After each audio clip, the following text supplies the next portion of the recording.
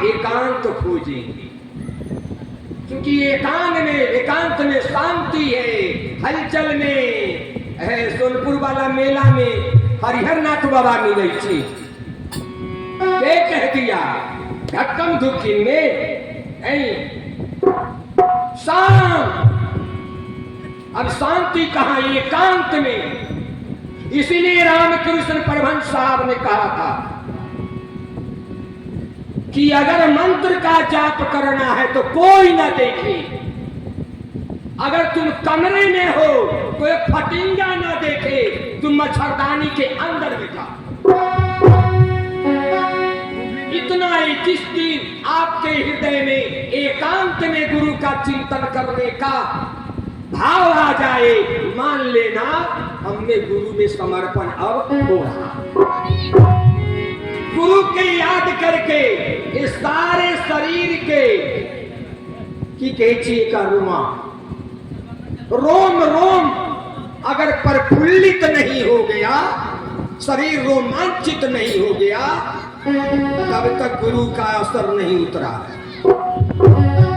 शरीर रोमांचित जब हो जाए आपको गुरु को याद करके, मान लेना हमारा समर्पण हो गया और गुरु की दया आ गई। गुरु अब हमें हृदय में प्रकट रूप में, जागृत रूप में है, सोए में नहीं।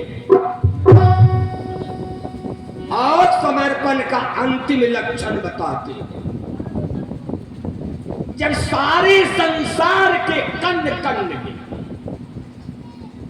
आपको महादेव दिखाई पड़े, अंतस्करण से इसे नहीं दिखाई पड़ता, एक सारे ब्रह्मांड में आपको शिव दिखाई देना शुरू कर दे, तो मान लीजिए हमें समर्पण आ गया और मेरे समर्पण से मेरे गुरु अब प्रसन्न।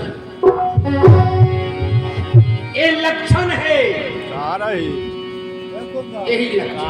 यही लक्षण नहीं आता है। क्यों नहीं आता है? उस सुंदर लक्षण को पाने के लिए हमारे अंदर सुंदर लक्षण नहीं है, कुलक्षण है।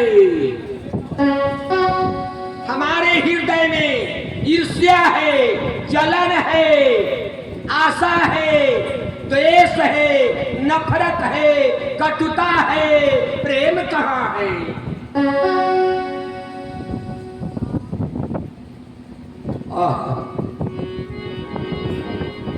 गजब हो गया। मैंने आपको पहले कहा, मैं हृदय से बोलूंगा, दिमाग से नहीं आया।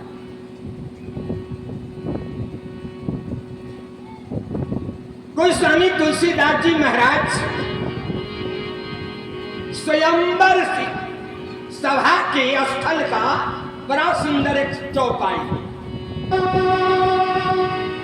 स्त्री को देखकर मोह, चले गुरु में समर्पण करने, पुरुष को पुरुष से देखकर मोह, बोले रंगे भूमि सिया पगुधार, कि रंगे भूमि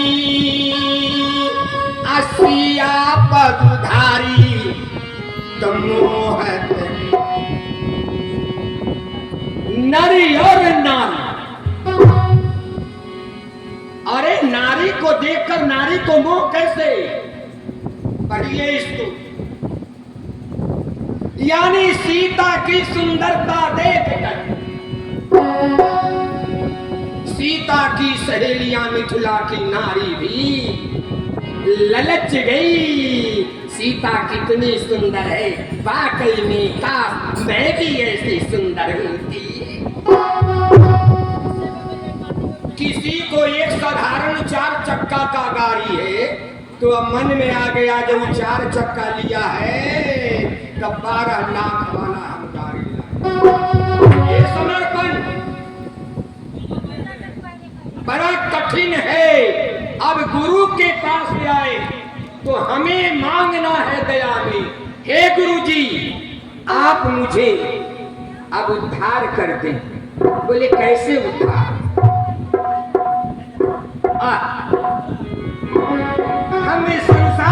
सुख मांगने आए और उसी में गुरु को लपेट सपेट कर